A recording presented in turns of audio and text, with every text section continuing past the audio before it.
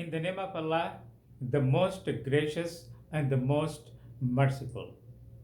Welcome to my channel, The Scholar's Outlook, where you'll find the most innovative and insightful analysis on a wide range of topics. Be sure to watch the video and don't forget to like, share, and subscribe to stay updated. Today's topic is: can humans discover powerful signs of God's existence within the horizons? Part 1. The answer is yes.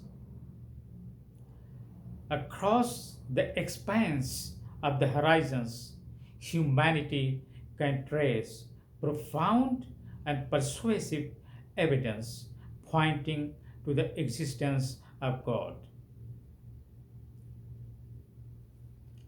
Allah says in Surah 41, Ayat 53, سَنُرِيهِمْ آيَاتَنَا فِي الْآفَاقِ وَفِي أَنفُسِهِمْ حَتَّى يَتَبَيَّنَ لَهُمْ أَنَّهُ الْحَقُّ أَوَلَمْ يَكْفِ بِرَبِّكَ أَنَّهُ عَلَى كُلِّ شَيْءٍ شَهِيدٌ. We will show them our signs in the horizons and within themselves until it becomes clear to them that this Quran is the truth. Is it not sufficient that your Lord is a witness over all things?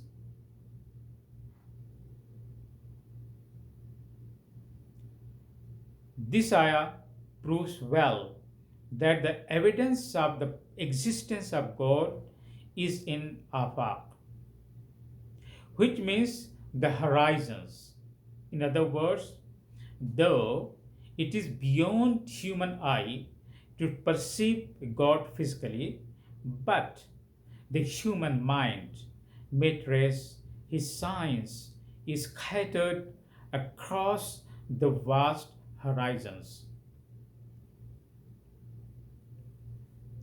According to several classical scholars, horizons include the sky, the sun, the moon, and the stars, the cosmos, and its order.